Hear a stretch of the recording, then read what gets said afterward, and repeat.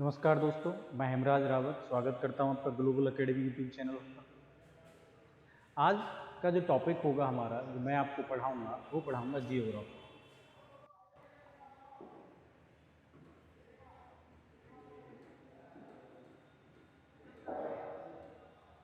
भूगोल। जियोग्राफी एक scientific subject है, कंसेप्चुअल सब्जेक्ट है।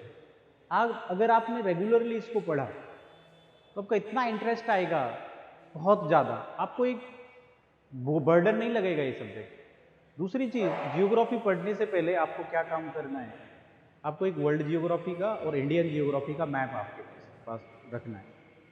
बिना मैप के जियोग्राफी मत पढ़ने की मत सोचना,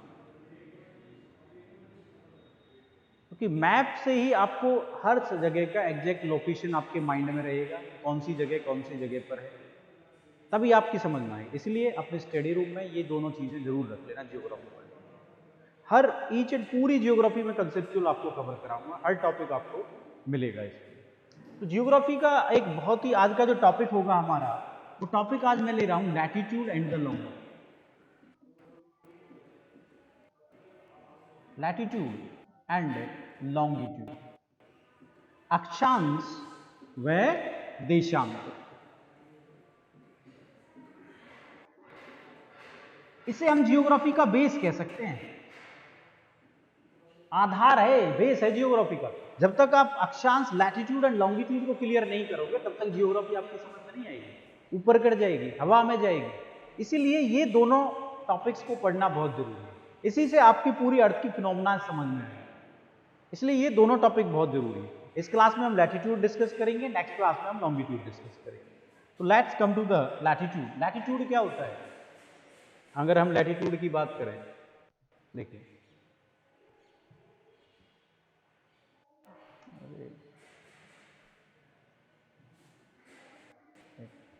latitude, angular distance of any point from the center of earth in the north or south of the equator is known as latitude.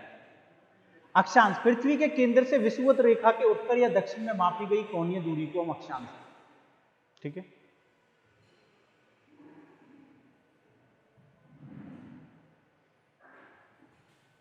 अब देखिए,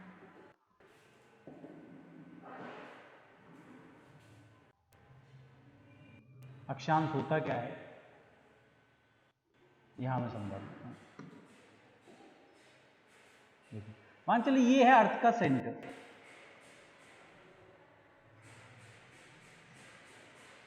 अर्थ का सेंटर। ये जो अर्थ के सेंटर से होकर गुजरने वाली जो रेखा है, इसको हम क्या कहते हैं? इक्वेटर कहते हैं। This is known as equator. इसका एक नाम और है विषुवत रेखा, विषुवत कह दीजिए, या इसका एक नाम और रख देते हैं हम भूमध्य, भूमध्य, भूमध्य रेखा। तो क्या कह रहा है latitude? Angular distance of any point from the centre of earth. मान के चलिए ये वो पॉइंट है, ये पॉइंट अर्थ के सेंटर पे जो एंगल बनाता है वही लैटिट्यूड है। किधर?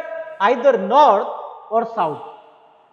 अब ये जो इक्वेटर लाइन है, विषुवत रेखा है, भूमध्य रेखा है, इसका मतलब क्या? भूमध्य, भूमि के मध्य। इसका मतलब ये है, ये अर्थ को दो बराबर भागों में डिवाइड कर देती है। और जो ये ऊपर वाला पार्ट है, इस लाइन से ऊपर वाला पार्ट है, इसको कहते हैं नॉर्दर्न हेमिस्फीयर। और जो नीचे वाला पार्ट है, इसे कहते हैं सदर्न हेमिस्फीयर, यानी कि दक्षिण गोलार्ध। और ऊपर वाला क्या हो गया भैया? उत्तरी गोलार्ध। ऊपर वाला हो गया आपका उत्तरी गोलार्ध हो गया है। तो अब क्योंकि देखिए, मान के चलिए ये जो एंगल है ये 20 डिग्री है। अब ये 20 डिग्री कहां है? नॉर्थ में या साउथ में? ऊपर है तो नॉर्थ। तो इस पॉइंट का जो अक्षांश हो गया वो हो गया 20 डिग्री नॉर्थ। मान के चलो ये पॉइंट ले लिया हमने, ये पॉइंट मान के चलो, इस पॉइंट का जो एंगल है, दिस एंगल इज 30 डिग्री। कहां है? नॉर्थ में। तो इस पॉइंट का जो लैटिट्यूड हो गया वो हो गया 30 डिग्री नॉर्थ। ऐसे अगर मैंने ये पॉइंट ले लिया, मान के चलो ये पॉइंट ले लेते, ये कितना एंगल बना रहा है? मान के चलो ये भी 20 डिग्री बना रहा है, लेकिन 20 डिग्री कहां है? ये नॉर्थ में या साउथ में? नीचे है तो कहां है? साउथ में। तो इस पॉइंट का जो अक्षांश हो जाएगा वो हो जाएगा 20 डिग्री साउथ। ऐसे ये पॉइंट ले लिया हमने, इसका मान के चलो ये 30 है, लेकिन 30 डिग्री तो इसका है, लेकिन कहाँ है, साउथ। तो यही कहलाता है लैटिट्यूड, अक्षांश कहलाता है किसी भी बिंदु की एंगुलर डिस्टेंस। ठीक है जी। अब उसके बाद क्वेश्चन ये बनता है कि टोटल लैटिट्यूड कितने होंगे, कुल अक्षांश कितने होंगे, कुल अक्षांश रेखाएं कितनी होंगी। एक क्वेश्चन बनता है अक्षांश रेखा। अक्षांश रेखा क्या होता है, देखिए अक्षांश रेखा क्या होती है।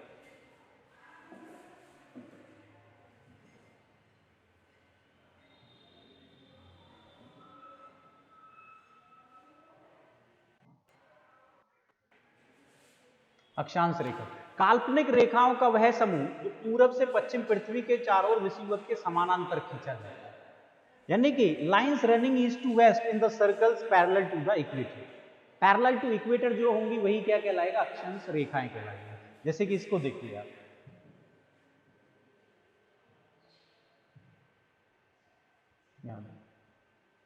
ये जो लाइन ये इक्वेटर है। अब इधर एक चीज आप हमेशा याद रखना, तो ये लैटिट्यूड लॉन्गिट्यूड अक्षांश देशांतर रेखाएं ये सब काल्पनिक हैं, ये किसी ने खींची नहीं है कि भाई यहां से ये खींच दी, ये सब काल्पनिक रेखाएं हैं, इमेजिनरी लाइंस हैं जो हमें साइंटिस्ट ने ड्रॉ की है, इमेजिनरी लाइंस हैं, all are the imaginary lines, कोई रियल लाइंस नहीं है।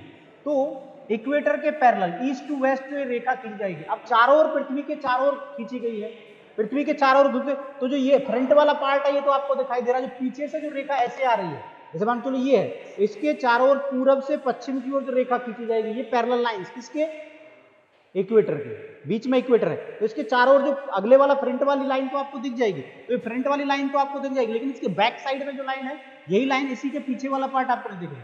तो इक्वेटर के पैरेलल विषुवत के समानांतर पूरब से पश्चिम समानांतर खींची गई रेखा को क्या कहते हैं हम,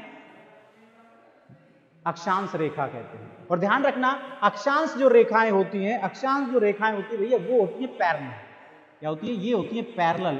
और आगे चल के जो आपको लैटिट्यूड पढ़ाऊंगा ना, लैटिट्यूड में पता चलेगा जो देशांतर जो सॉरी लॉन्गिट्यूड जो होती हैं, लॉन्गिट्यूड नेक्स्ट वीडियो में जो लॉन्गिट्यूड होगा, तो लॉन्गिट्यूड होता है परपेंडिकुलर और लैटिट्यूड यानी कि अक्षांश होता है पैरेलल और लॉन्गिट्यूड देशांतर होता है परपेंडिकुलर। तो ये होती है अक्षांश रेखा।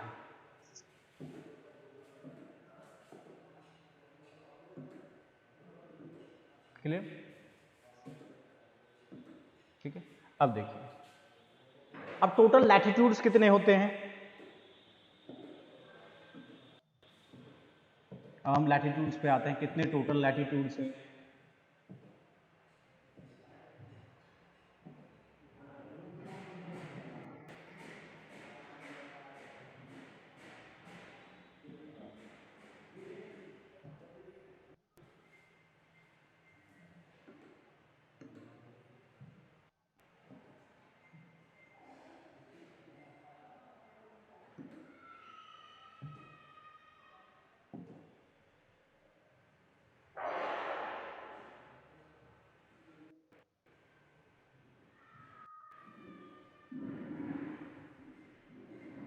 यार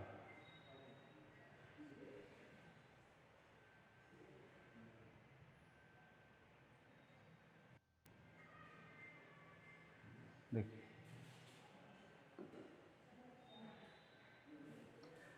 ये अर्थ का सेंटर हो गया, ये अर्थ के सेंटर से जो लाइन जाती है ये कहलाती है इक्वेटर।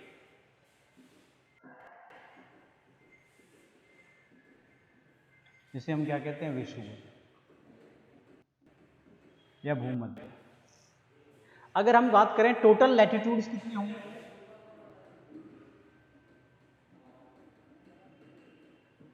कुल अक्षांश की बात करें, कुल अक्षांश रेखाओं की लैटिट्यूड अक्षांश रेखाओं की बात करें तो देखना है कोई, देखो ऊपर मैंने बताया था 1 डिग्री से यहां से कितना एंगल बनेगा, यहां मैक्सिमम जाके क्या हो जाएगा 90 डिग्री, 1 से लेके 90, तो ऊपर जो नॉर्थ डायरेक्शन में कितने होंगे 90, और 90 हो जाएंगे साउथ में, यहां से 90 प्लस 90, और एक ये जीरो वाला कितना हो गया +1, ये हो गया 181, ये हो जाता है 181। ठीक है, उसके बाद अच्छा, और एक क्वेश्चन यही बनता है कि टोटल पैरेलल लैटिट्यूड्स, पैरेलल यानी कि समानांतर अक्षांश कितना हो गया? तो ये 181 में से दो लैटिट्यूड ऐसे हैं जो पैरेलल नहीं है, यानी कि ये वाला और ये वाला, ये परपेंडिकुलर है, 90 डिग्री एंगल बनाते हैं, ठीक है। तो 181 में से अगर हम दो घटा दें तो कितना हो गया? 179। तो टोटल पैरेलल लैटिट्यूड्स कितने हो गए? 179। और टोटल लैटिट्यूड कुल अक्षांश कितना हो गया? 181। ठीक है। अब क्या है, आप 181 को याद करोगे? नहीं, आपके लिए 181 सारे के सारे याद करने जरूरी नहीं है। आपके लिए कुछ ही इंपोर्टेंट अक्षांश याद करना है जो हमारे लिए बहुत ही जरूरी है। कौन कौन से हैं वो?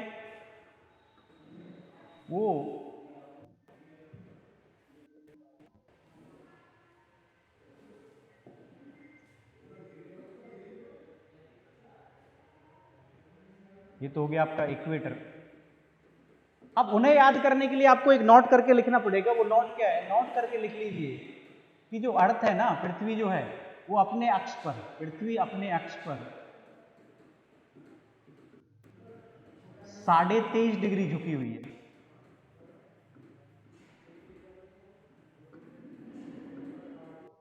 Earth is tilted on its axis by 23.5 degree, 23.5 degree झुकी हुई है। तो ये 23.5 डिग्री जो है ना, बहुत इंपॉर्टेंट रोल प्ले करता है। और जितनी भी जियोग्राफिकल फिनोमेना होती है, दिन रात का बड़ा होना, गर्मी का बढ़ना, सर्दी का होना, ये 23.5 डिग्री पे झुके हुए होने के कारण होता है। इसीलिए ये इंपॉर्टेंट अक्षांश लिया गया। तो जो 23.5 डिग्री जब हम नॉर्थ में लेते हैं इसको, 23.5 डिग्री नॉर्थ, तो इसको हम बोलते हैं कर्क रेखा, और इंग्लिश में से क्या कहते हैं? Tropic of cancer.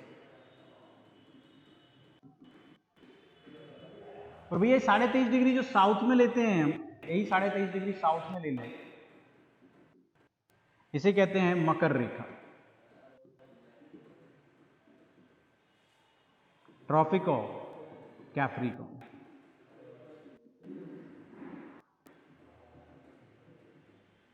Tropic of Capricorn.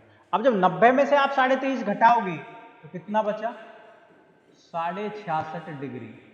तो जो ऊपर 66.5 डिग्री का लॉटिट्यूड होगा, 66.5 डिग्री नॉर्थ का और 66.5 डिग्री इधर, तो 66.5 डिग्री नॉर्थ है, उसे कहते हैं हम आर्कटिक सर्किल या आर्कटिक वृत्त कह लीजिए, और इसे कहते हैं हम अंटार्कटिक सर्किल या अंटार्कटिक वृत्त। तो अंटार्कटिक वृत्त का कितना होता है? 66.5 डिग्री साउथ।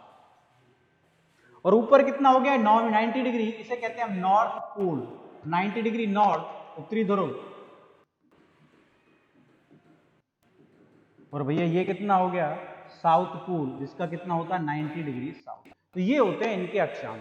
फिर एक क्वेश्चन क्या पूछा जाता है, तो ये जो इंपोर्टेंट अक्षांश है वो ये है। 0 डिग्री पे कितना है? 0 डिग्री पे हो गया आपका इक्वेटर, या जिसे हम क्या कहते हैं? विषुवत या भूमध्य विषुवत। और भैया 23.5 डिग्री पे कितना हो गया? ऊपर नॉर्थ में 23.5 पे कर्क रेखा, और 23.5 डिग्री पे साउथ में कितना हो गया? मकर रेखा।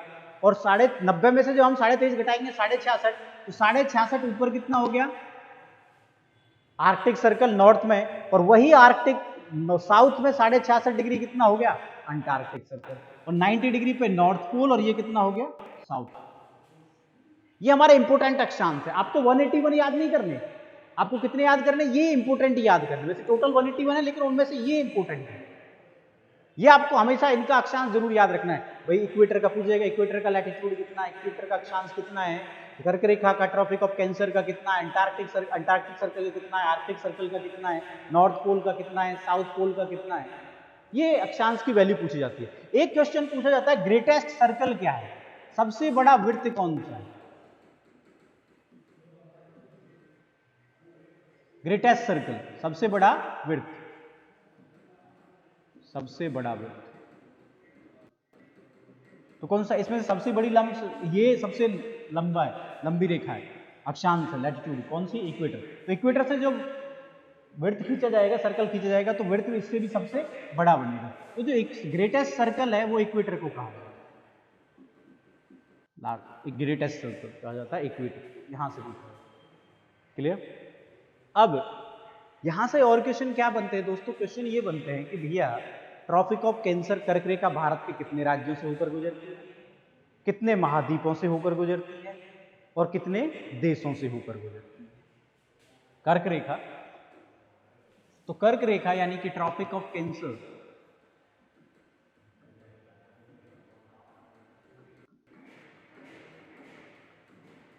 कितने भारत के कितने राज्यों से होकर गुजरते हैं? तो भैया मैं बता दूं, भारत के ये 8 राज्यों से होकर गुजरते हैं। और कर्क रेखा भारत को बिल्कुल 2 भागों में पार्ट डिवाइड कर देती है, ऊपर नीचे, बिल्कुल मध्य से गुजर रही है कर्क रेखा 8 राज्यों से। अब वो 8 राज्य कौन से हैं? उन 8 राज्यों को आप सिंपल सी ट्रिक से याद कर सकते हो। और वो सिंपल सी ट्रिक मैंने बनाई है जो भगवान के नाम पे, इवन गॉड का नाम लेते हुए आप उसे याद कर सकते हो। और वो क्या है? राधे गोपाल, माखन चोर। जो कन्हैया के इतने नाम हैं, उन्हीं नामों का यूज करते हुए ये ट्रिक बन गई। माखन चोर, मुरली वाले, तेरी जय। अब एक एक वर्ड से एक एक स्टेट का नाम आ जाएगा आपको। आर से क्या बन गया? राजस्थान। जी से क्या बन गया? गुजरात। एम से क्या बन गया भैया? एमपी। सी से क्या बन गया भैया? छत्तीसगढ़। एम से क्या बन गया भैया? मिजोरम। डब्ल्यू से क्या बन गया? वेस्ट बंगाल। और टी से क्या बन गया भैया? त्रिपुरा। और जे से क्या बन गया भैया? झारखंड। तो ये वो स्टेट्स है जिनसे ट्रॉपिक ऑफ कैंसर भारत में से पास होती है। राधे गोपाल, माखन चोर, मुरली वाले, तेरी जय। ये सिंपल सी ट्रिक है। उसके बाद कितने कंटिनेंट से होकर गुजरती है? अगर हम कंटिनेंट्स की बात करें, महाद्वीपों की बात करें, तो 7 महाद्वीप हैं इस दुनिया में, 7 कंटिनेंट्स हैं। जो ट्रॉपिक ऑफ कैंसर है, ट्रॉपिक ऑफ कैंसर यानी कि कर्क रेखा, ट्रॉपिक ऑफ कैंसर 3 कंटिनेंट से होकर गुजरती है। 3 कंटिनेंट से। वैसे टोटल महाद्वीप कितने हैं? टोटल महाद्वीप की अगर हम बात करें तो 7 महाद्वीप हैं, जिनमें से सबसे बड़ा महाद्वीप कौन सा है? एशिया। सबसे छोटा कौन सा है? ऑस्ट्रेलिया। काला महाद्वीप, ब्लैक कंटिनेंट, अफ्रीका। हम कौन से कंटिनेंट में? एशिया में। सबसे बड़ा महाद्वीप, क्षेत्रफल की दृष्टि से भी और जनसंख्या की दृष्टि से भी। आ जाइए, तो कौन कौन से कंटिनेंट है वो? तो एक तो ट्रॉपिक ऑफ जो कैंसर है, क्योंकि इंडिया में से पास हो रही है, तो इंडिया कहाँ है भैया? एशिया में, तो एशिया से पास हो रही है। दूसरा अफ्रीका, और तीसरा नॉर्थ अमेरिका। इन 3 कंटिनेंट, ये 3 कंटिनेंट हैं जिनसे ट्रॉपिक ऑफ कैंसर पास होती है। अब एशिया में से देश कौन कौन से भैया? तो इसके लिए मैंने आपको ट्रिक बता देता हूं। एशिया के लिए है mob is cube, mob is cube. देखिए अब एक एक वर्ड से, एम से क्या बन गया भैया? म्यांमार। एम से बन गया म्यांमार। ओ से क्या बन गया भैया? Oman. B for Bangladesh, B से क्या बन गया? Bangladesh. I for India. S for Saudi Arabia. C for China. U for UAE. और टी फॉर ताइवान। तो वो देश हैं एशिया के अंदर, जिनसे कर्क रेखा होकर गुजरती है। हम अफ्रीका की बात करें, अफ्रीका की जो ट्रिक है इसको आप ऐसे याद रखना, नेम, WML, डब्ल्यू से बन गया हु माई लव, उसका नाम बताइए, who my love, name who my love, ठीक है, हु माई लव। तो नेम से जो बनता है, नेम से क्या बन गया? नाइजीरिया। ए से क्या बन गया? अल्जीरिया। एम से क्या बन गया? मॉरिटानिया। एक एक वर्ड में एक एक कंट्री का नाम आ रहा है, एक एक वर्ड में। ई से क्या बन गया? ई से बन जाता इजिप्ट, जिसे हम क्या कहते हैं? मिस्र भी कहते हैं। और भैया डब्ल्यू से क्या बन गया? वेस्टर्न सहारा।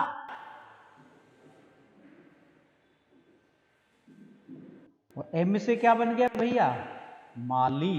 और एल से बन गया आपका लीबिया, एल से बन गया लीबिया।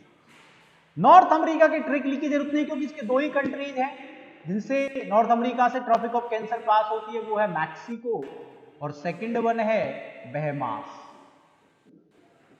तो ये वो कंट्रीज है जो इजीली आपको, यानी कि टोटल मिलाएं तो टोटल कितने कंट्रीज हो गए देखना एक मिनट, 1 2 3 4 5 6 7 8, तो ये हो गए। एशिया में से तो 8 कंट्री में से निकल रहे हैं, ये कितने हो गए, 7 कंट्रीज ये हैं और 2 ये हैं। तो टोटल कंट्रीज की बात करें, जिनसे ये कुल देश की अगर हम बात करें, टोटल कंट्रीज की अगर आप बात करें तो 17 देशों से होकर गुजरती है क्या, कर्क रेखा। भारत के कितने राज्यों से होकर गुजरती है, 8 राज्यों से, जो मैंने ट्रेक में बता दिया। अगर मैं इनको आपको दिखाऊं, मैप पे भी दिखाऊं, तो मैं इनको आपको मैप पे दिखाऊं, अगर देखो I can show these countries, तो आप इनको ना मैप पे भी देख सकते हो। देखिए